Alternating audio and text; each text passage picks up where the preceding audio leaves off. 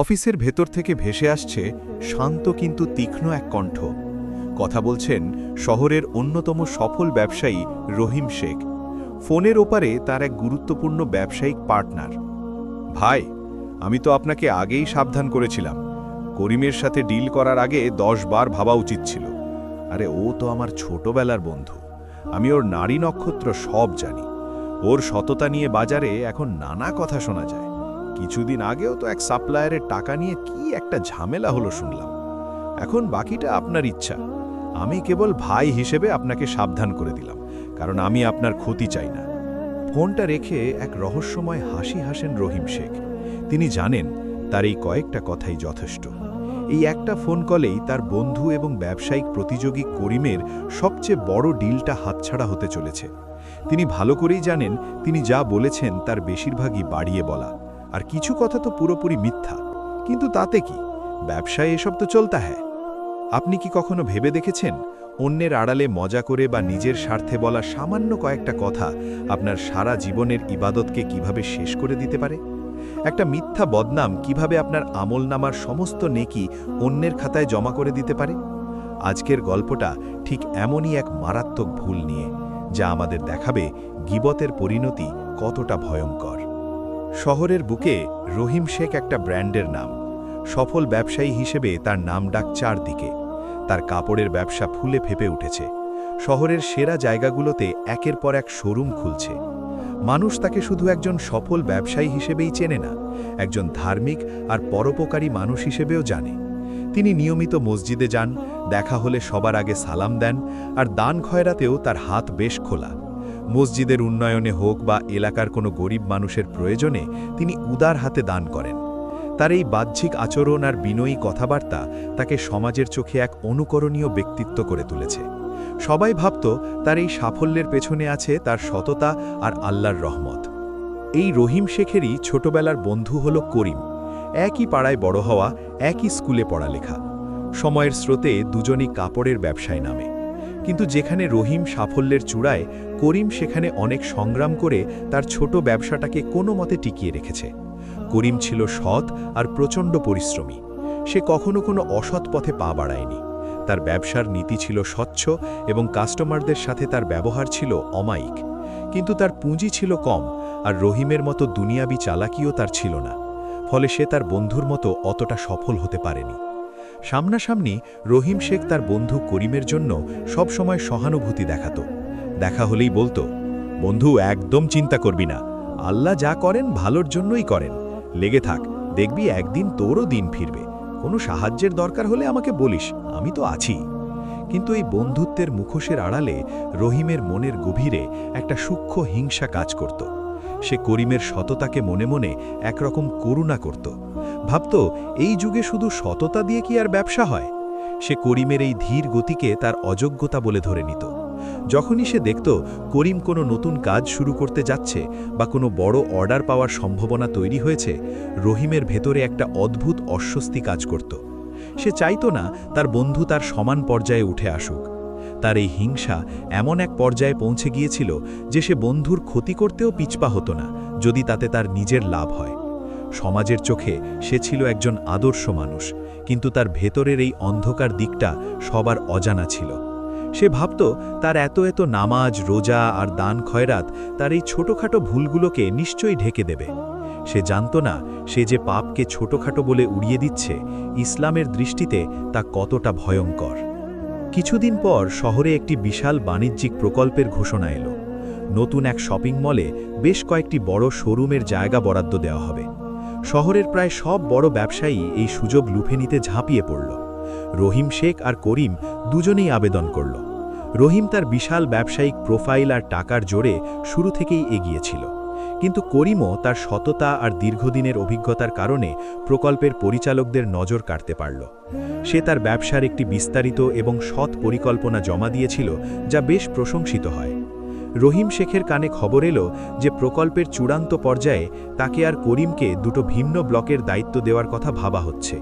কিন্তু সবচেয়ে লাভজনক মেইন কর্নারের ব্লকটা নিয়ে দুজনের মধ্যে একটা প্রতিযোগিতা চলছে। পরিচালকদের কেউ কেউ করিমের সততা আর নিষ্ঠার কারণে তাকেই সেই জায়গাটা দেওয়ার পক্ষে ছিলেন। এই খবরটা পাওয়া মাত্রই রহিমের ভেতরের ঘুমন্ত হিংসাটা জেগে উঠল। সে কিছুতেই মেনে নিতে পারছিল না যে করিম তার সমকক্ষ হয়ে উঠবে বা তার চেয়েও ভালো কোনো সুযোগ পেয়ে যাবে। তার মনে হলো করিম এই সুযোগটা পেলে হয়তো তার ব্যবসার জন্য একটা হুমকি হয়ে দাঁড়াবে। তখনই তার মাথায় পুরনো শয়তানি বুদ্ধিটা খেলে গেল। সে সরাসরি কোনো ক্ষতি করবে না, কিন্তু এমনভাবে কথা ছড়াবে যাতে করিমের ইমেজ নষ্ট হয়ে যায় এবং পরিচালকরা তার উপর থেকে আস্থা হারিয়ে ফেলে। সে তার ওই পুরনো কৌশলটাই কাজে লাগালো।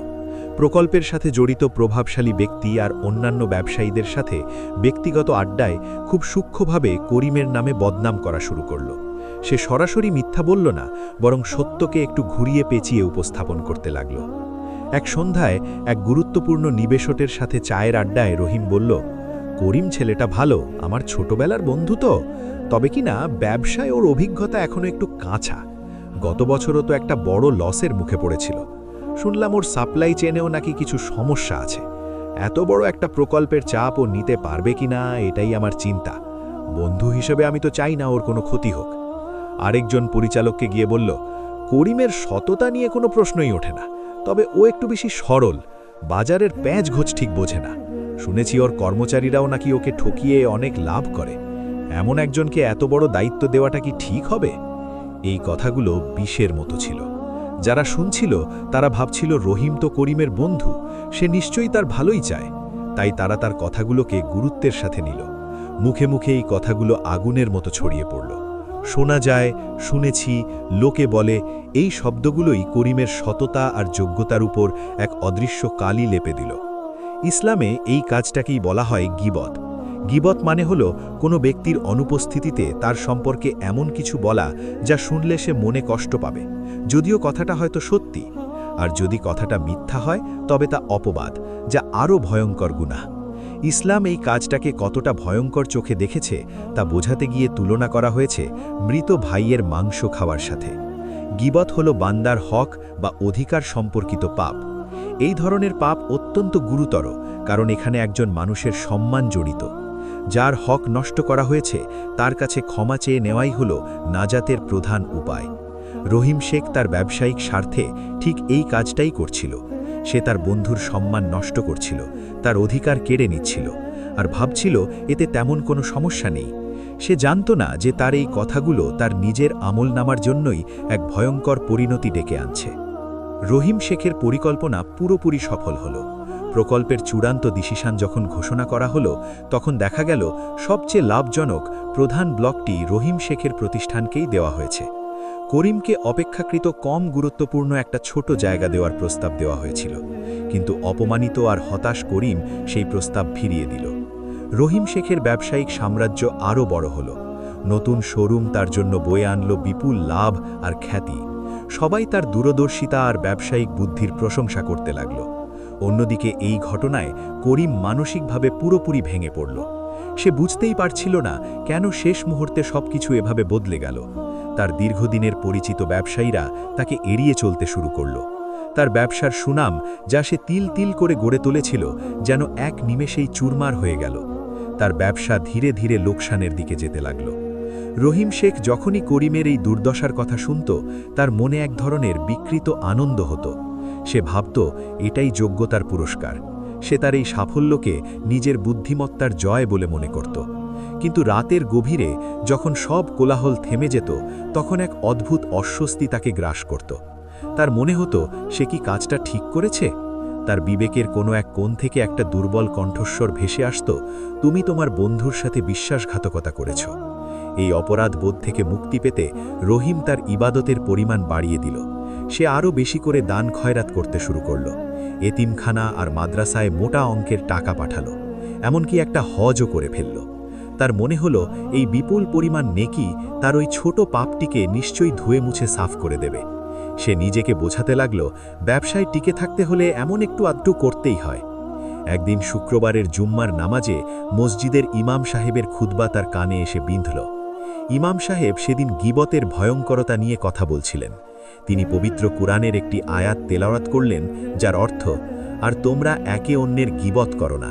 তোমাদের মধ্যে কেউ কি তার মৃত ভাইয়ের মাংস খেতে পছন্দ করবে? তোমরা তো এটাকে ঘৃণাই করো। ইমাম সাহেব ব্যাখ্যা করে বললেন, একবার চিন্তা করে দেখুন, আল্লাহ তাআলা গীবতকে কত জঘন্য কাজের সাথে তুলনা করেছেন। একজন মানুষ যখন তার ভাইয়ের গীবত করে, সে যেন তার মৃত ভাইয়ের মাংস ছিঁড়ে ছিঁড়ে খাচ্ছে। যে ভাইটা নিজেকে রক্ষা করার জন্য উপস্থিত নেই, তার অনুপস্থিতিতে তার সম্মান নিয়ে টানাটানি করাটা ঠিক তেমনই ভয়ঙ্কর কাজ। খুতবা শুনতে শুনতে রহিম শেখের শরীর দিয়ে যেন একটা ঠান্ডা স্রোত বয়ে গেল। তার মনে হলো ইমাম সাহেব যেন তার দিকেই তাকিয়ে কথাগুলো বলছেন। তার চোখের সামনে করিমের হতাশ বিষণ্ণ মুখটা ভেসে উঠল। তার মনে হলো সে তো শুধু কথাই বলেনি, সে তার বন্ধুর জীবন্ত সম্মানকে ছিঁড়ে খেয়েছে। ইমাম সাহেব তার আলোচনায় আরও গভীরে গেলেন। তিনি রাসূলুল্লাহ সাল্লাল্লাহু আলাইহি ওয়াসাল্লামের একটি হাদিসের কথা বললেন, যেখানে বলা হয়েছে মিরাজের রাতে নবীজি এমন কিছু লোককে দেখেছিলেন যাদের নখ ছিল তামার মতো। তারা সেই নখ দিয়ে নিজেদের মুখ আর বুক খামচে রক্তাক্ত করছিল।